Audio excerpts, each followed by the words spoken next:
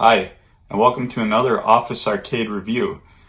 This one was a little bit of a surprise to me. I actually found something on OfferUp, just completely randomly, that I wasn't planning on buying, but it was cheap enough that I was like, well, I'm going to give it a shot. And it actually turned out to be pretty dope. It is the Pandora's Box 4S.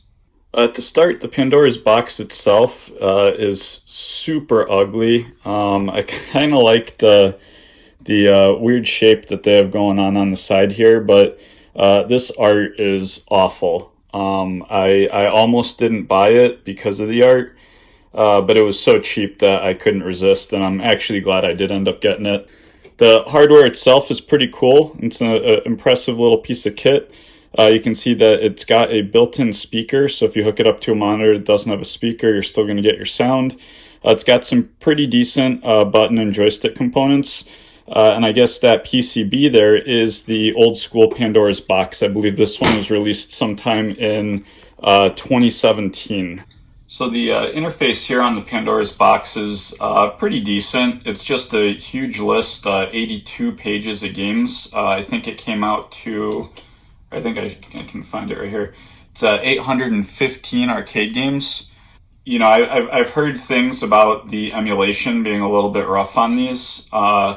But particularly the newer ones, and after doing some reading online, I guess the 4S and 4S Plus, which is what this version is, apparently still had pretty good emulation before they just started doing thousands and thousands of games.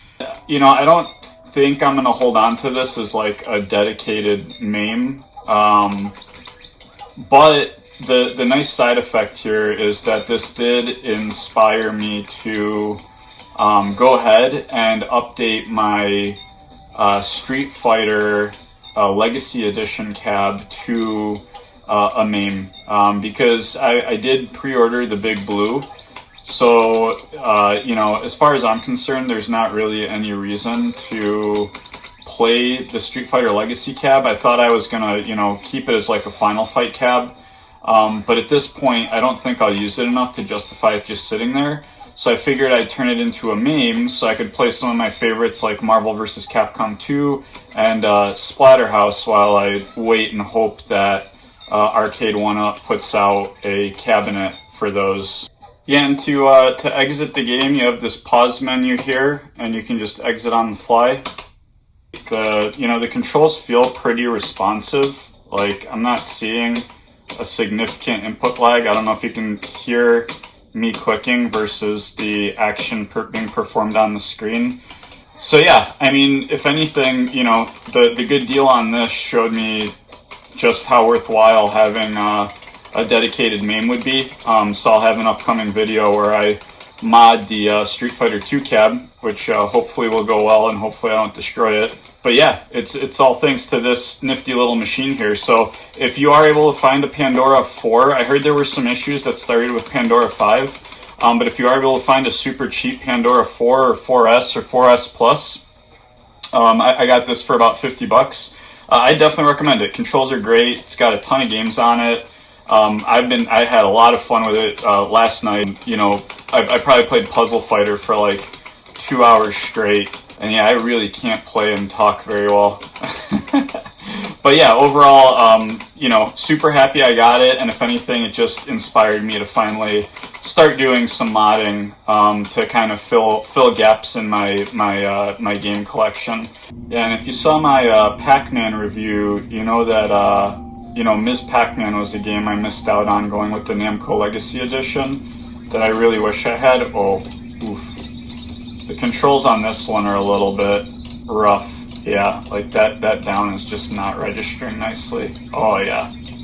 So yeah, this thing's kind of hit and miss. Like, yeah, Ms. Pac-Man on here, it feels almost unplayable. Like, yeah, that up just took forever to register. So here's another 4-player cab that I'll be missing out on just because of space.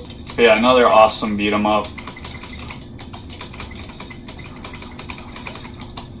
Yeah, and this one plays great. This plays great. The sound's good. Oh, I want that pizza. Whoa. Yeah, the visuals on here are awesome. Yeah, I need to build a MAME so bad. I'm so excited to actually upgrade that Street Fighter cab. A couple other things to note here. There's a VGA input for folks that want to hook this up to a monitor on the back. There's also a couple of weird little switches. But one of the complaints on the Pandora was they had this weird blurring filter that like was supposed to smooth the pixels that looked absolutely terrible. So one of those switches actually opens an options menu, and I found this quality optimization. And when I switched it to off, oh man, it's so sensitive. When I switched it to off, that got rid of the pixel smoothing, and that's what gave me kind of the crisp, nice visuals. Yeah, so overall, I'm super happy I bought this thing. You know, for if you can find one for like $50 like I did, it's super worth it. It's got great input options. The controls are great. It's got a huge selection of games. Again, it's missing some of my favorites, which is what inspired me to go and turn that one into a MAME. Mainly because once Big Blue comes out, you know, there's going to be 5 games on there that I'd still want to play that I could play on the MAME. Like, I don't need a dedicated Street Fighter 2 cab for those games. And then I'll have Big Blue as my dedicated Street Fighter 2 cab with Wi-Fi for playing competitively. So really, it's of the cabinets I have, it's the best candidate to turn into a MAME cabinet, and all of that inspiration came from the Pandora's box here. I actually ordered the MAME parts today, so hopefully I'll have a video posted within a couple weeks showing how I went about, you know, upgrading that.